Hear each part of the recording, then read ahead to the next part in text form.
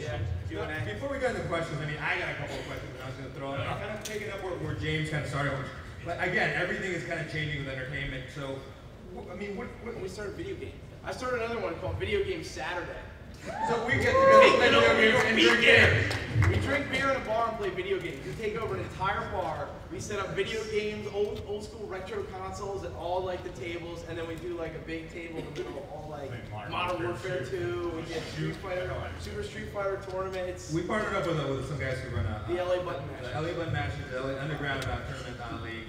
And again, it's the same type of thing. We get together, we drink lots of beers, and we play video games. But again, from that group, it's getting organic. It's kind of developing into something new. So, something I was going to throw to you guys is that do you think it's easier now that everything is changing with, you're not only a screenwriter, but you're going to be an artist of this or that. You kind of have to be kind of immersed and kind of know video games and know, what's going on in video games, comic books, films, and everything else. Do you think that's been helpful, or is it actually tougher or trickier, or are you figuring it out? Whoever wants to take it. I don't know about that. All I know is I wasted far too much time playing Left 4 Dead 2 recently. I think the reality is there's a lot of medium for a creative person to actually compete in. Whether you can make a steady living just being a video game writer or a comic writer, that's one thing, but you should be versatile. Look, not be snobby. Don't say like I'm just a screenwriter or I'm just a video game writer. Because the reality is, there's very few jobs to sustain a writing career or a creative career, and so you should definitely be versatile and be excited about all sorts of things. James, we can talk about this because you invited me down to Blizzard to give a lecture to the guys down there about writing for characters for video games. If any of you are screenwriters out there or writers in general, if you look at the quality of video game writing, some of it is kind of lamentable. Even in some of the bigger games, you kind of like go into. I wasn't going to say World of Warcraft. In fact, I'll out the name. Let's talk Halo.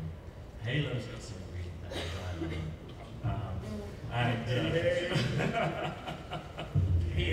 Any Halo fans? Yeah. I love Halo. It sucks. Awesome. No, okay. I like the game. Right? Yeah. I play it, but you kind of. I like Hollywood. I get annoyed about the lack of originality in dialogue, and when I hear dialogue lists from films, you just think, oh, come on, guys, we all know what the film is. Be original, get it to scenes. It's tribute. Get to the chopper. It's vital that you stay on top of everything, because if you think of yourself as a comic book writer, as a video game writer, or as a novelist, or as an animation writer, all of which I've done, plus a lot of others, then you limit yourself to writing one thing. I always thought of myself as a writer who wrote comic books, who wrote video games, who writes novels, and animation and all of that. That's the way you start to reshape your career, because you're thinking of yourself purely in terms of the basics of what you do, what medium you do it in. You have to know it. When I started video games, I never thought that I would be a writer in video games because I had played it forever and was constantly playing games. I just never knew you could write it because they weren't written for the longest time. And they weren't. They were done by programmers, and just a few words were in. There is no story in the early Wolfensteins or Dooms, which were the earliest of the adventure type games. There was grunts, and there was screams, and there was puzzles to solve, but no writing per se, because there was no story. Now, in fact, one of my jobs is to go into a video game company and work with them on reshaping their story in a dramatic fashion. So that's my job. I'm not even acting as a writer on that position. I'm acting as somebody who's reshaping something to be interesting, more than an editor, though that's what I'm listed as. But to reshape the stuff, to make sure it's dramatic, to make sure the characters are interesting, to make sure that the dialogue does not come out of exposition, but out of character.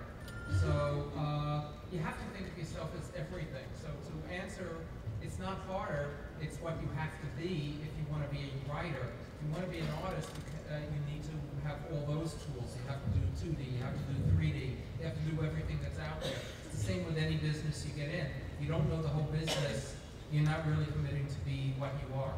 And plus, I'd add to that, you know, you're not just writing a story, you're not just creating characters, you're creating a whole world. And by creating worlds, there are things that each different kind of storytelling approach allows you. You know, if you're doing a comic book, there's certain aspects you can do. If you're doing a film or television, you're limited by time. If you're doing a video game, you're giving other people the ability to enter this world and interact with it. And you have to understand how each one moves and change your ability to fit what the project is. And that just helps you know what you're writing anyhow. And it also expands you as a writer. When I wrote novels, that actually impacted on my comic book writing. Yeah, I agree. And made it a lot more realistic and a lot better. And when the animation stuff helped on the video game writing, you know, all of this. Yeah, it's been great. And if you guys have played games like, you know, one of my favorites, Uncharted 2, really good writing, really solid stuff. It was pretty rad. Blizzard has, you know, some masterful storytelling. Actually, this guy is a hell of a writer, and I mean, I think that's when he snatched him up and took him from the movie business, and he's been doing some really great stuff. Do you guys think that now, because of that, and essentially because the studios are realizing that, you know, they kind of need the creatives more than the creatives need them at this point because they have so many different avenues, do you think that the leverage is starting to kind of go back into the creatives? Well, they still think we're useless. That will never change. Yeah, I kind of agree with that. I've spent 19 years writing for studios and watched them get progressively dumber every year. And finally 2 years ago when we had the Writers Guild strike, I decided that enough was enough. My background, before I was a writer, I was an assistant cameraman in England, and it was my intention to direct. And when the strike happened, I thought, right, I'm going to seize control of this. Forget the studio system. I'd just come off 18 months doing a project called Forever Man with Robert Evans, who won the Oscar for Godfather, and also with Stan Lee, who of course needs no introduction. Working with Stan was great, but you know, filtering through, watching DreamWorks come in, and Paramount was going through massive shake-ups, and it was a very frustrating process.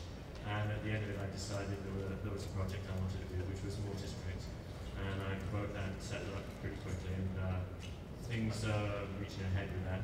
And then we had a second project.